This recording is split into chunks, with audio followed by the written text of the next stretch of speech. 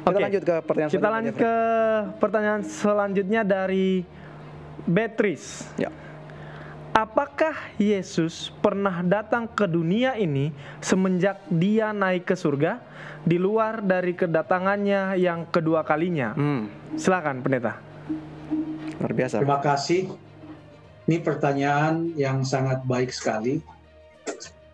Sepanjang apa yang dikatakan oleh Alkitab, ada beberapa peristiwa yang dikaitkan dengan orang yang berhadapan dengan Yesus. Pertama atau contohnya, kesaksian Paulus di dalam Kisah pasal yang ke-26, ayat yang ke-13 sampai ayat yang ke-16. Kisah 26, ayat yang ke-13 sampai ayat yang ke-16. Paulus katakan, tiba-tiba, ya Raja Agripa, pada tengah hari bolong aku melihat di tengah jalan itu cahaya yang lebih terang daripada cahaya matahari. Turun dari langit meliputi aku dan teman-teman seperjalananku. Kami semua rebah ke tanah dan aku mendengar suatu suara yang mengatakan kepadaku dalam bahasa Ibrani, Saulus, Saulus, mengapa engkau menganiaya aku? Sukar bagimu menendang ke galah rangsang. Tetapi aku menjawab, siapa engkau Tuhan? Kata Tuhan, akulah Yesus yang kau aniaya itu. Tetapi sekarang bangunlah dan berdirilah. Lalu kemudian perhatikan apa yang dikatakan selanjutnya dalam ayat yang ke-16. Aku menampakkan diri kepadamu untuk menetapkan engkau menjadi pelayan dan saksi tentang segala sesuatu yang telah kau lihat daripadaku dan tentang apa yang akan kuperlihatkan kepadamu nanti. Apakah Paulus pada saat itu bisa melihat wajah Yesus? Kemungkinannya kecil, karena dia hanya mendengar suara dan melihat cahaya yang lebih terang daripada matahari. Walaupun kata Paulus itu ada di siang bolong, menggunakan kata tengah hari bolong katanya. Yohanes juga melihat Yesus, tapi dalam sebuah penglihatan. Dalam Wahyu 1 ayat yang ke-10 sampai ayat yang ke-17 panjang itu. Tetapi inilah saat pada hari Tuhan, yakni hari Sabat, ia mendapatkan penglihatan dan ada suara seperti desau air bah yang berbicara kepadanya. Lalu pada waktu ia melihat suatu pribadi. Lalu dia gambarkan bagaimana pakaiannya, bagaimana matanya, kakinya, dan lain sebagainya. Lalu di ayat yang ke-17, 18, 19, yang ia lihat itu mengatakan, jangan takut, aku adalah yang awal dan yang akhir. Aku telah mati, namun lihatlah, aku hidup. Jadi yang dia lihat dalam penglihatan itu adalah Tuhan Yesus.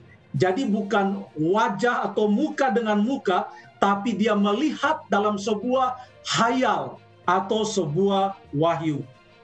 Apakah, ini pertanyaannya seperti pertanyaan dari Beatrice tadi, apakah kita bisa menghitung peristiwa-peristiwa itu sebagai kedatangan Yesus ke dunia?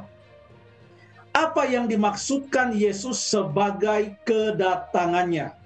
Sekarang kita baca ayat yang terkenal juga dalam Yohanes pasal yang ke-14. Yohanes pasal yang ke-14 ayat yang ke-3 berkata, dan apabila aku telah pergi ke situ untuk menyediakan tempat bagimu, aku akan datang kembali dan membawa kamu ke tempatku, supaya di tempat di mana aku berada, kamu pun berada. Untuk kedatangannya yang berikut setelah ia naik ke sorga, pada waktu dia sudah bangkit dari orang mati dan naik ke sorga, tujuan kedatangannya yang dia katakan, aku akan datang kembali. Jadi setelah yang pertama, Kalau ini datang kembali, berarti ini adalah yang kedua.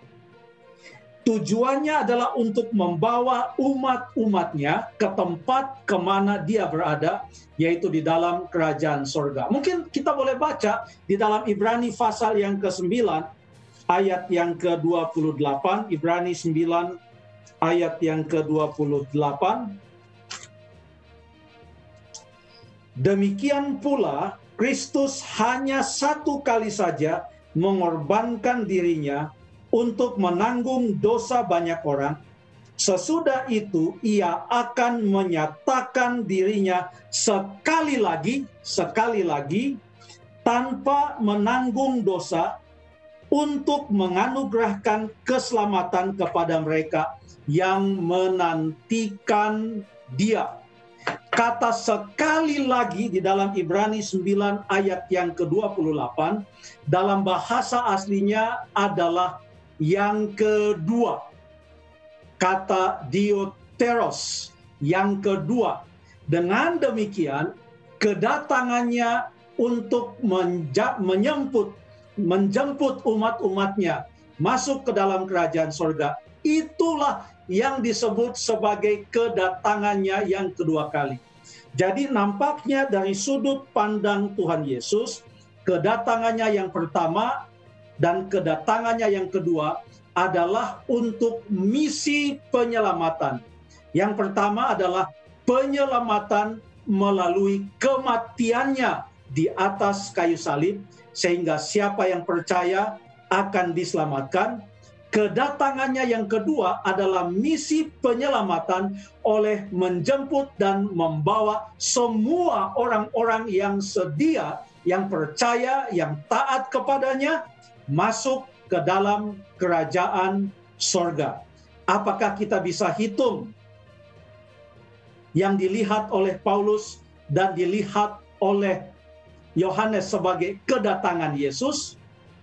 Menurut catatan ini, itu bukan dihitung sebagai kedatangan Yesus. Sekalipun mereka melihat Yesus, entah itu secara langsung dalam kasus Paulus, walaupun dikatakan itu